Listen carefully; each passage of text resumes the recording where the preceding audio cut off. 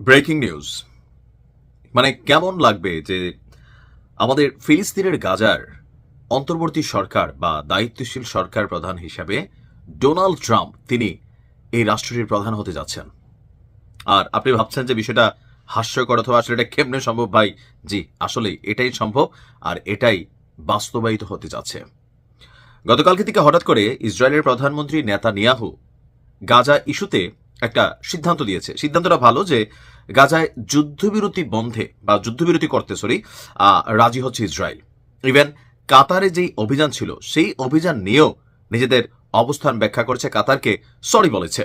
এরপরই সামনে আসছে মার্কিন প্রেসিডেন্ট বা যুক্তরাষ্ট্রের 20 দফা প্রস্তাবনা গাজায় যুদ্ধবিরতির বাস্তবায়ন করতে। তো চলুন দেখি এখানে আসলে কি রয়েছে।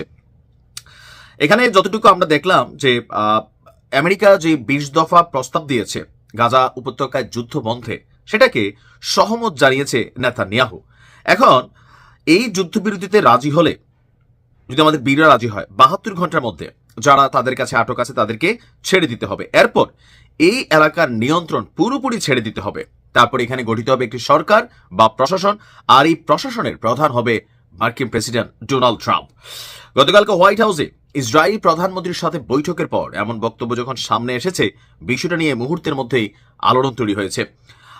আন্তর্জাতিক সম্প্রদায়কে নিয়ে তৈরি এই অন্তর্বর্তী সরকারের নাম হবে দ্য বোর্ড অফ পিস বা শান্তির প্রশাসন, যেটির প্রধানের দায়িত্বে থাকবেন ট্রাম্প।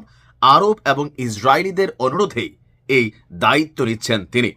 তার নেতৃত্বাধীন এই অন্তর্বর্তী সরকারের অন্য বৈশ্বিক নেতারাও থাকবেন। মানে শুধুমাত্র ডোনাল্ড ট্রাম্প দায়িত্বে থাকবে না, বৈশ্বিক নেতাদের মধ্যে কারা কারা আছেন?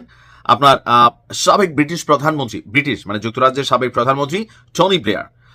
আর এই টনি ব্লেয়ারকে 2003 সালে প্রধানমন্ত্রী থাকাকালীন ব্রিটিশ সেনাদের ইরাকে যে অভিযান চলেছিল সেই অভিযানের প্রধান কলাকুশলী। এই কারণে তাকে অনেকে ভিন্ন একটা নামেও ডেকে থাকে। আবার গাজার এই নতুন অন্তর্বর্তী সরকার বিশ্ব ব্যাংকের সাথে কাজ করবে। এছাড়া ফিলিস্তিনিদের মধ্যে যারা যোগ্য তাদেরকে বাছাই করে পরবর্তীতে গাজায় ফিলিস্তিনের নেতৃত্বাধীন একটি সরকার গঠন করবে। আর সুশৃঙ্খল পুলিশ বাহিনী গঠন করে তাদেরকে উন্নত প্রশিক্ষণ দেওয়া হবে।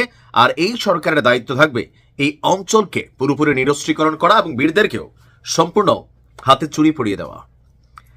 এখন প্ল্যানটা কি? মানে প্ল্যানটা আমি বলি, গেল কয়েক মাস আগে গাজার যে সমুদ্র উপকূল আছে সেখানে বেশ কিছু বিলাসবহুল রিসোর্ট, ইকোনমিক জোন, অনেক কিছু তৈরির পরিকল্পনা ছিল। ইতিমধ্যে অনেক ইসরায়েলি ধনকুবেররা সেই এলাকাটাতে বিনিয়োগও করেছেন। মানে এখনো জায়গা জমির মালিকানা আসে নাই, কিন্তু তারা বিভিন্ন ইসরায়েলি কোম্পানির মাধ্যমে সেখানে রিসোর্ট, পাশাপাশি সমুদ্রমুখী বাড়িঘর, অনেক কিছুর জন্য তারা এখানে ইনভেস্টমেন্ট রেডি।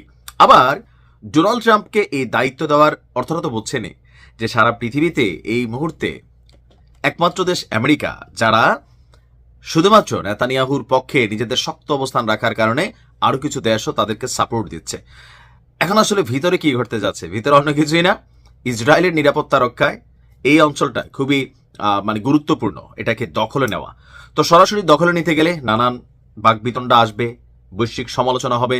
সেই কারণে ট্রাম্পকে প্রধান করে একটা সরকার এখানে গঠিত করা হচ্ছে, যেটা বেসিক্যালি ইসরায়েলকে মানে সকল ধরনের সাপোর্টিং দিতে, এই এলাকায় ব্যবসা বাণিজ্য এ টু জেড নিজেদের আধিপত্য সবকিছু সহযোগিতা করবে। আপনি কি ভাবছেন যে এটা নিয়ে শুধুমাত্র আমেরিকা বা ইসরায়েলি চিন্তা করছে? না, আরব অনেকগুলো দেশের নেতারা এই চুক্তির সাথে কানেক্টেড বা এই প্রস্তাবনার সাথে কানেক্টেড।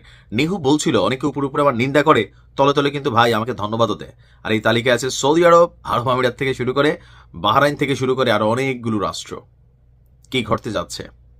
ভালো থাকুন।